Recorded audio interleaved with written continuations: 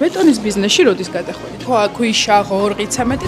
ქართული ოცნების ძალოსანი დეპუტატის ბეტონის ბიზნესი. ქართულ ოცნებასთან რომ დაახლოვდით, გაგეხსნათ გზა ლიცენზიებს ადვილად გაძლევენ. აღმოჩენილია ლაშა ტალახაძის კარიერები და ბეტონის ქარხანა ჩემპიონი.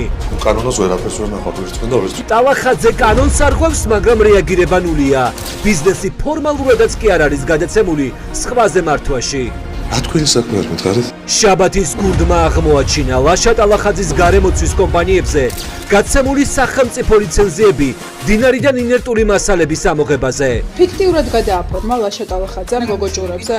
ჩვენ დავსვით კითხვა, იყენებს თუ არა ცნობილი სპორტსმენი დეპუტატის გავლენებს ბიზნესის საშენებლად. ქართული ოცნების პირობებში გაგიმარტივდათ ლიცენზიების მიღება?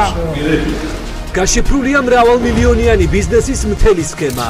კარიერები მეგობრების სახელზე ბეტონის ქარხანა პირად საკუთრებაში. ჩემპიონ კოსაკშენის ქარხანა ახლა უკვე ნიშნავს უსწრაფეს მიწოდება საგურამოში. 8 საათზე ნახეთ, რა ფასზე აქვს პოლიტიკურ მორჩილებას ქართულ ოცნებაში. ავტობუსის გაჩერება აღარ არის, საფეხმავლო ბელიკი აღარ არის, იმის გამო რომ იქ წარმოება შეუძლებელია. ტალახაძე სერვის იმ დიდარ ქართველებს თავზობს, ვინც საგურამოში ვილებს აშენებს. ამ დროს კი ბეტონის ქარხნის წინ ხალხს სახლი თავზე ენგრევა. დამხვდა ისა ჩამოშლილი. აი ეს კუთხე. ბიზნეს ინტერესები დეპუტატის მანდატის მიღმა. ნახეთ 8 საათზე.